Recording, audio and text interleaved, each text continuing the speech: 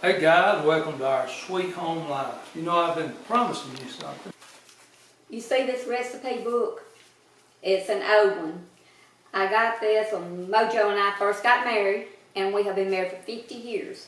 So I probably have had this recipe book between around 48 years. And this has some of the best recipes. And if you look at this recipe book, you can tell I use it. This is my favorite. And what we're going to be making is an orange slice cake. And what it has is the orange slice fruit, which we have already chopped up. We got it chopped. And let me tell you a little secret how to chop this orange slice candy, because it's not easy. Get you some confectionery sugar and roll it in. Get you some scissors and chop it up. That is the easiest way to chop those orange slice candies up, is with confectionery sugar and your cooking scissors. Glenda, you want to go through the ingredients and I'll tell them about what we got? Okay, so what we're going to start with is 1 teaspoon baking soda. Got the baking soda. 1 teaspoon baking soda. We have a 1/2 cup buttermilk. We don't have that out here right now, but we use a 1/2 cup buttermilk. 1 cup of butter, so we have 2 sticks of butter, regular butter. 2 cups of sugar. Got it all measured out. 4 eggs. They're not out yet. And 1 box of dates. That's about an 8-ounce box. And it's best if you buy those already chopped. Be careful with these, because these I had to get the pits out. So if you can find the chopped, it's much easier on you. These are chopped up real small. And if you have to chop those, put some confectionery sugar on those as well, to keep them from sticking, and use the scissors. Yeah. I got them chopped really fine, and see there? I don't know if you can see it or not. Okay. One teaspoon salt, 3½ cups plain flour. Got your flour here, all-purpose plain flour. 2 cups chopped nuts. Okay, here's a cup of walnuts chopped, and a cup of pecans. You don't have to do it like that. A little, you know, you can adjust this recipe any way you want for the most part, whatever you like. And what we usually do is we chop everything up the day before we make it, because it makes it so much easier to make, because there are so many ingredients that you have to chop. And our 1 pound of candy orange slices. This is the guest of honor. These are hard to find these days, but yeah, there are a pound of them, and they're all chopped kind of fine, and I roll them in that confectionery sugar where they wouldn't stick together. That's a tip from old MoeJoe. And 1 can of coconut. Now I don't usually buy the canned coconut, so 8 ounces of coconut will work, because that's how much is in a can. So that's kind of our ingredients, and so we're going to get together putting this cake together for you. You got to have a cup of orange juice, and you got to have 2 cups of confectionery sugar, or powdered sugar. Powdered sugar, confectionery, and 1 cup of, was that 1 cup of orange juice? Yes. And we're going to flavor ours, guys, with a little rum. You don't have to, but we have never put rum in it, but this is a lot like a fruit cake, only so much better. So we're going to put a little rum in ours for seasoning. Probably a couple of tablespoons. Won't be a lot. So we're going to get our big bowl out. It's got a history too. MoeJoe got our bowl out. Now this bowl has a history. MoeJoe one day went into a little store, and he saw this bowl up on the shelf, and he really did like it, so he thought my wife would like that bowl. So he purchased the bowl and brought it home to me, and it was around Thanksgiving, I think. 1973 when I bought that 1973, so it's about 50 years old. And so I use this bowl every year to make my orange slice cake, and also to make my dressing. And if you want to know how to make dressing, I have a couple of videos on our YouTube channel that teaches you how to make Southern style dressing. So you can check those out. So we're going to get started with our ingredients, putting them together. Okay, what do you got, Glenda? Okay, I have measured out my buttermilk, and it takes a 1/2 cup of buttermilk. So we're going to add our baking soda. We have 1 teaspoon of baking soda to our buttermilk. And just stir that up and set it aside for right now. So we're just going to put it over here for right now. And then we're going to take our butter. It's best if you let your butter set to room temperature. And we're going to take our sugar and we're going to cream that together. So let me cut this butter up. It's been sitting out here about 30 minutes. What I'm going to do actually is I'm going to take this and put it in the microwave for just a few seconds and let it soften just a little bit more. It'll be easier. Okay, I softened the butter a little bit more in the microwave. I put it on about 20 seconds. And that makes it so much easier to cream it. You don't want it melted, but you want it soft. Okay? And then we're going to add our 2 cups of sugar to this butter, and we're going to cream that together. You can do this with a mixer, but I have found for me it works better just doing it by hand. I've always done it by hand all these years. But I just take a large spoon and I just press it like that with the sugar until it all creams together.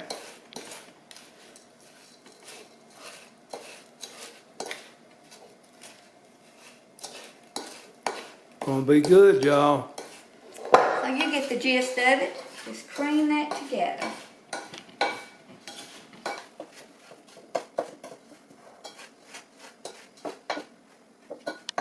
Okay, as you can see, I've got that creamed together pretty well.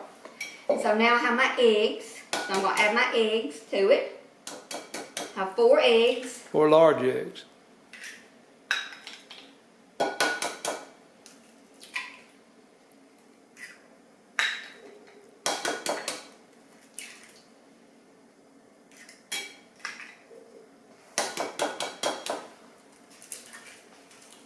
Okay, let me stir those in.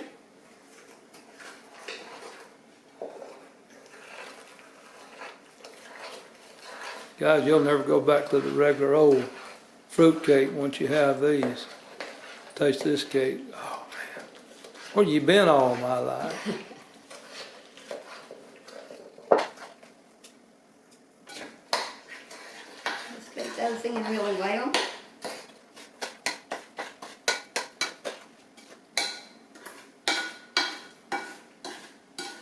This is a cake that you have to get your hands dirty because this batter gets so thick. You pretty much have to use your hands to mix this cake together. Yeah, that's one reason we don't use that big mixer over there, because it's so stiff. It's so thick. Would you like to turn our oven on 250? 250 degrees, guys. Okay, we got that mixed pretty well.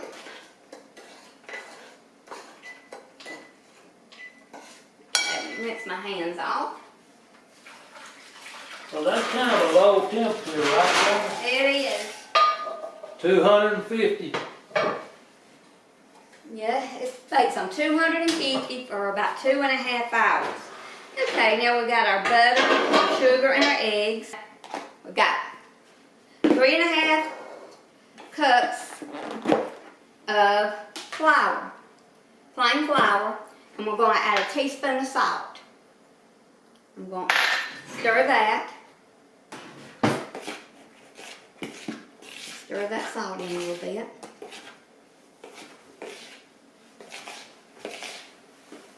Okay, got that together.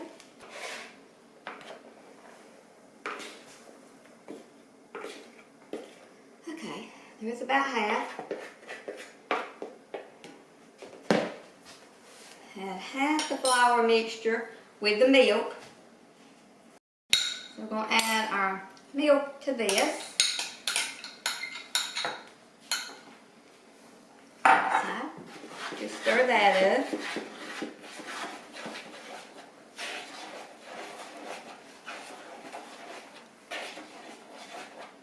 So we're just going to take this. Actually, you should have poured all that in there. I might have boo-booed. You should have poured all that in there. Haven't made this cake in a year or so. But add your half of your flour mixture into your batter, and reserve half of the flour mixture to roll your fruit in. And the reason you do that, so your fruit will not stick together.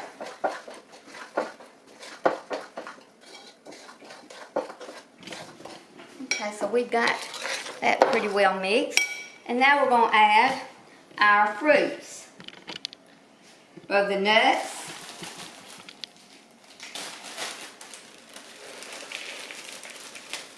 I've just got a lot of nuts here. We have, how many nuts? 2 cups. 2 cups of nuts. Have our candy.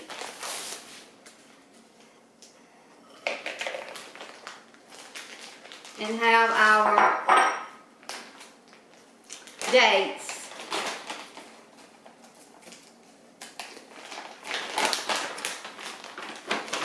I need to kind of mix these together with that flour. But the real purpose of the flour is to keep it from sticking together. But we've already rolled ours in confectionery sugar. I learned a long time ago that these will stick together and make a big glob. And that's the reason I do the confectionery sugar. And then we got to add our dates.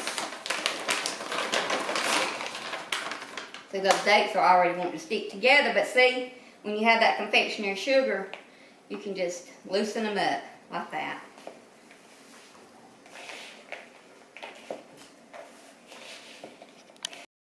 Okay, I have my candy, my dates, and my nuts in the flour, remaining flour. I'm just going to dump this in here.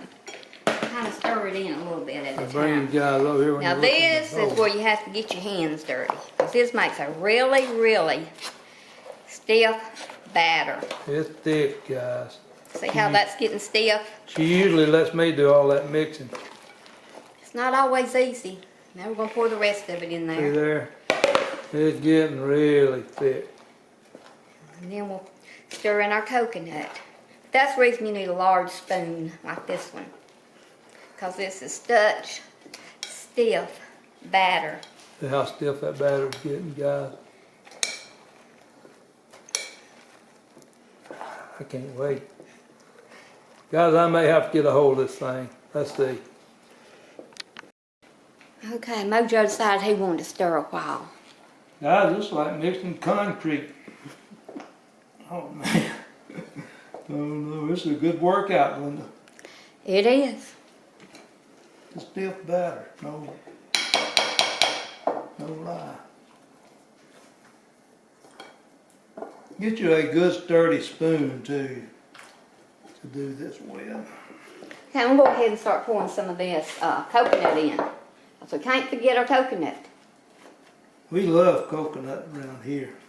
If you don't like coconut, you can leave it out. You can leave a lot of this stuff out. You want to try something else, just, you can make it your own, I guess, but this is the traditional way you make it.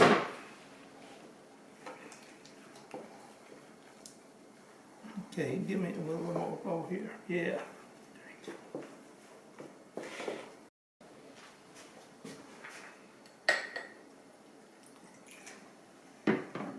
MoeJoe's got a couple of tablespoons of rum he's putting in. We've never used rum, so this is an experiment. But we believe it's going to make it good. It's going to be like those rum cakes you get down in the Bahamas. Grand Cayman, it's Cayman Island, there you go. Good stuff, guys. Okay, that's what your batter should look like. Real stuff. So we're going to put it in our pan and bake it for 2.5 hours on 250 degrees.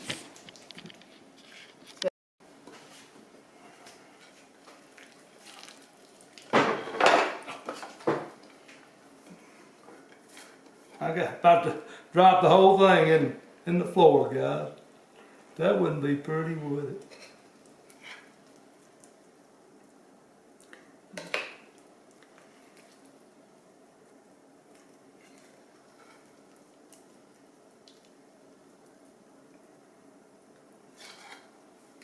A lot of batter. Okay, that's good. And now we're just going to press it down in the pan. This is one of those 9 by 13 pans. what you do is you make an orange sauce to go over it once it's done. And then it has to set 24 hours. So this is definitely a cake that you want to make ahead of time, because it does have to set. And by the way, guys, if you don't want this rum in there, just leave it out. We've never used rum in it, and it's always been good, but we just wanted a little richer flavor. But it's good either way. And we're just going to try it and see how it tastes. We'll let you know. You just spread it out. But while we're making this thing, leave us some comments on it. Tell us if you've ever made it, and Yeah. you got tradition that your family goes back making these kind of cakes. There you go. You want to put it in the oven, Mojo, for I us? sure will. Okay, there it is. Let's put it in the oven, Glenn. Okay. And put it about in the middle of the oven, guys. Okay, and it's 11:07, so in 2.5 hours, we will check on it. All right, guys. Just want to tell you while our cake's cooking over there. If you didn't get a chance to watch our tomato jam, or triage tomato jam, that is some good stuff. You need to get that. Talking about holiday eating and hors d'oeuvres and your dishes. That makes them pop. Matter of fact, that is so delicious. That's all we have left. Yeah, that's it. That's it. We have been eating on that. It's really good if you want to serve it with cream cheese and the tomato jam. It is delicious with crackers. And this is actually pepper jelly. And we had somebody give us that.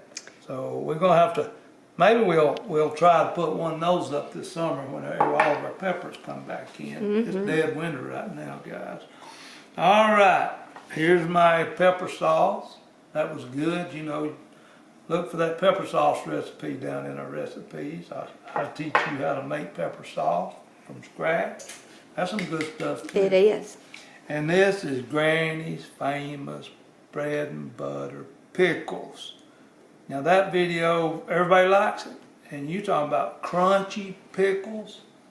This right here is some good stuff, isn't it, Glenn? It is. They're delicious, y'all. Crunchy, the most crunchiest bread and butters that you'll taste. Ladies, if you want a recipe that your family will really enjoy, share that recipe with them. And that's down, all of this is in our videos. These are in our videos on our cooking. Do we have I think we have those in our cooking segment. Don't we? Yes, we do. All in our cooking videos.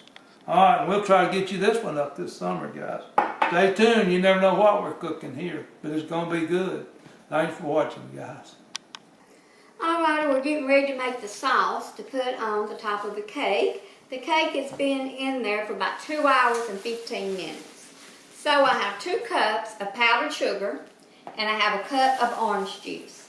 So I am going to pour the orange juice in. Now this gets kind of lumpy. Okay.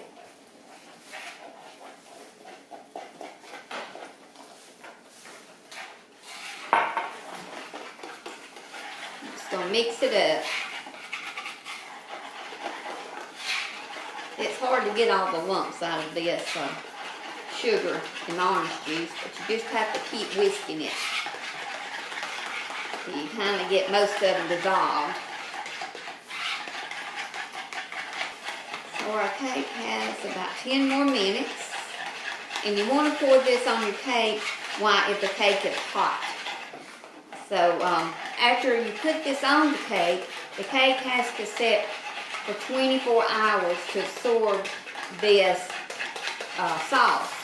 If you cut the cake before then, the juice is just going to run out of the cake. It'll just be real soupy. So you want to wait 24 hours after the cake is done. I believe you're really going to love this cake.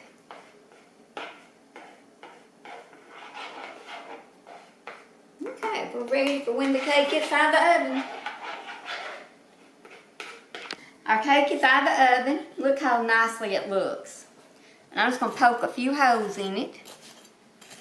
Because we're going to pour our sauce over it. And we just got out of the oven. You want to do this while your cake is still warm.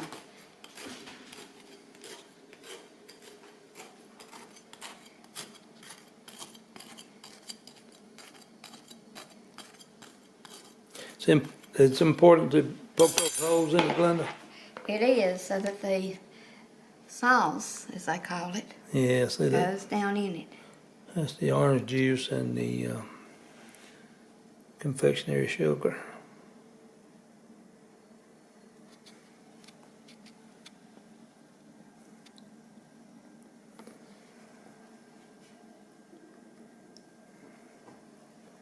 And you know, I don't guess it matters too much if it goes on the side a little bit like that. It'll permeate that cake in a few days. The older the cake gets, the better it gets, right, Glenda? Right. Actually, guys, that's my favorite kind of cake. I discovered this cake, and Glenda cooked it for me one time. There's actually another cake we need to make. I don't know if we're going to make it this year or wait till next. It's another big cake her grandmother used to make, and it uses booze too, doesn't it, Glenda? It does. We're not going to give you the name, but it's an old cake that you don't hear very much about. You'll rediscover it on our channel. How about that? You have to watch our channel to see it. I've heard people talk about this cake, but I've yet to see anybody make one except us. There you go. Look at that. So that cake will absorb all that sauce. It takes it about 24 hours. So you want it to set for 24 hours before you cut it. So you do have to plan ahead if you have an event or something that you want to take this cake to. MoeJoe and I usually use one day for all the chopping of the orange slices and the nuts and the dates, because that's a pretty big job. And then the next day we bake it, and then we let it set 24 hours, and then the next day we eat it. A lot of anticipation goes into this cake. But we appreciate you joining us today at Our Sweet Home Life. And hope you and your family have a happy holiday season. So much. Happy Thanksgiving and a Merry Christmas. Bye, and we'll see you next time. And be sure to share our videos with your friends.